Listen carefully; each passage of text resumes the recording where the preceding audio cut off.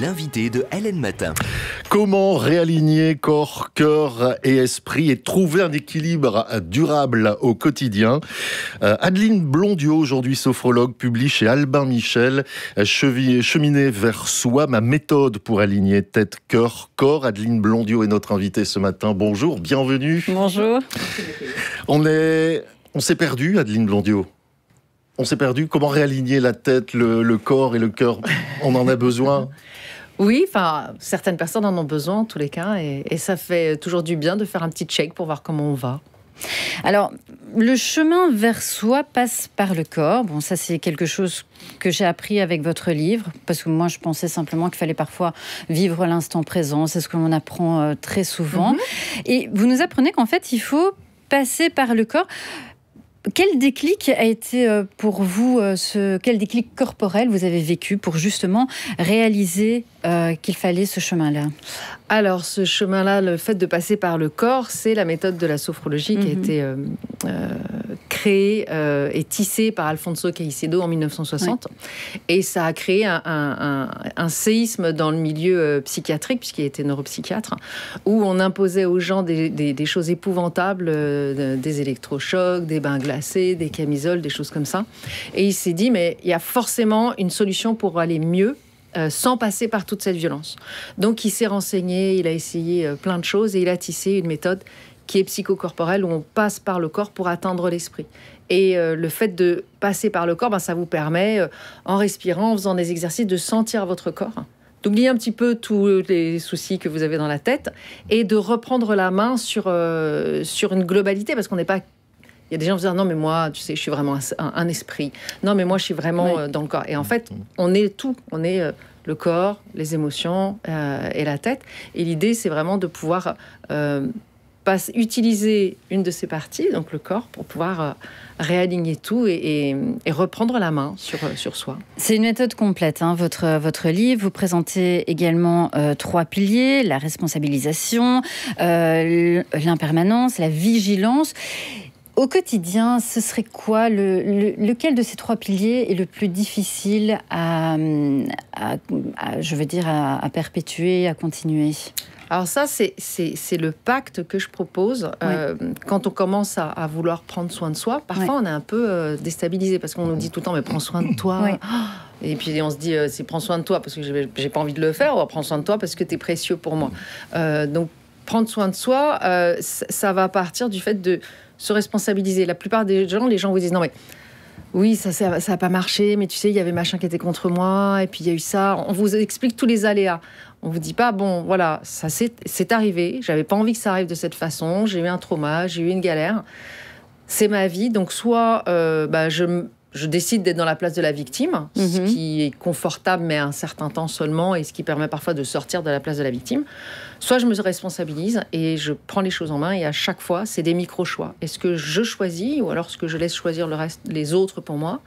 Et je pense que la responsabilisation, c'est quelque chose qu'on peut utiliser au quotidien, à chaque fois qu'il nous arrive des petits trucs. Est-ce que je suis dans mon équipe, ou est-ce que je suis... ailleurs. Je présume que dans vos patientes, vous tombez très souvent justement sur des personnes qui se posent les mauvaises questions. Ça doit être quand même difficile de faire, comme vous le disiez dans votre ouvrage, l'anamnèse, l'analyse de tout ça, et se poser les justes questions. C'est compliqué quand on est tout seul chez soi, non? Ah ben oui, c'est pour ça que les gens viennent consulter. Sinon, ce serait facile. C'est pour ça qu'on suit des formations. Oui, c'est... En fait, ce que je leur propose à travers ces questionnaires et ces anamnèses, c'est un questionnement qui va permettre d'être dans le non-jugement. Parce que quand on va pas bien, on a tendance en plus à s'enfoncer, à s'autoflageller, à se critiquer, à se juger très durement. Et à plus voir les zones de lumière, à plus voir les belles choses qui sont en nous. Donc, effectivement, quand on vient consulter un thérapeute, c'est pour essayer d'aller mieux, déjà. Déjà, la démarche est importante. Et ensuite, on va poser des questions factuelles, pour pas permettre le jugement. Au quotidien, vous conseilleriez quoi? Déjà, la première chose à faire, bon oui, vous allez me le dire et me le répéter, il faut consulter un professionnel. Quand on peut, parce que c'est pas à la portée de tout le monde, et c'est pas forcément une question financière. Non. Consultez, si demain on vous dit, vraiment, il faut que tu consultes, et vous dites, oui, d'accord, mais qui Voilà, il faut une certaine affinité. Est-ce que la personne m'est recommandée? Est-ce que je peux avoir confiance? Parce qu'il faut créer l'alliance thérapeutique. Est-ce que la personne est disponible? Est-ce qu'elle est loin de chez moi? Enfin, il y a plein de paramètres. Et puis pour la décision de consulter aussi. Oui, il y a des gens, ils ont l'impression... alors, les femmes, c'est plus simple pour elles, mais les hommes, en général, ils vont bien. Bon, écoutez, je suis content de vous avoir reçu ce matin. Et c'est vrai que quand je fais des ateliers, il y a beaucoup moins d'hommes que de femmes, et je pense que les hommes, ils ont, avec le regard que la société pose sur eux, il faut qu'ils soient... après tout, on est dans une société patriarcale, ils ont qu'à être forts, et du coup, je pense que c'est plus difficile pour les hommes de se dire, je vais consulter, je vais montrer ma part de sensibilité et ma part d'ombre aussi. C'est compliqué, vous pensez? Tous les patients que vous rencontrez, ils ont cette difficulté de passer le cap et d'avouer en fait une certaine fragilité quelque part. Mais ça dépend desquels. C'est aussi travailler un petit peu sur cette fragilité, ce que vous faites avec la sophrologie. Alors, travailler sur la fragilité, je prends en considération la fragilité, mais j'essaie aussi de prendre en considération les ressources que l'autre a. Parfois, on a des ressources et on a oublié le chemin jusqu'aux ressources. On ne sait plus ce qui nous fait vraiment du bien. On a un peu oublié. Puis est-ce que finalement, c'est pas trop égoïste de prendre du temps pour soi quand on est mère ou père de famille, qu'on travaille, qu'on a 3 enfants et que la vie passe tellement vite. Et donc c'est aussi prendre la globalité de la personne. Et c'est ça ce que j'essaye de faire dans ce livre, c'est de dire, voilà, si vous n'avez pas le temps de consulter, si vous n'avez pas la possibilité de consulter, avec ce livre, moi, je peux vous accompagner à votre rythme. Et selon l'endroit là où vous êtes, vous allez avancer chacun différemment.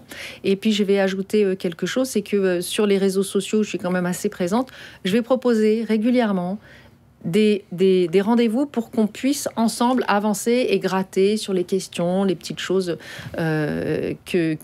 qui sont nécessaires aux gens pour avancer mieux. Mais moi, votre livre, j'ai trouvé bien fait parce qu'il était un petit peu comme un livre qu'on peut voir avec des business plans, avec des objectifs smart et tout ça. Et j'ai l'impression que c'était vraiment à la portée de tous. Donc finalement, c'était simple à lire et à comprendre. Et ça peut, je pense, effectivement plaire à beaucoup de monde. Voilà, Dorothée, donc vous le conseille, comment réaligner corps, cœur et esprit, cheminer vers soi. C'est le titre du livre que vient de signer Adeline Blondiot, sophrologue, et c'est publié chez Albin Michel. Merci beaucoup d'être passé par chez nous ce matin. Merci beaucoup pour votre accueil.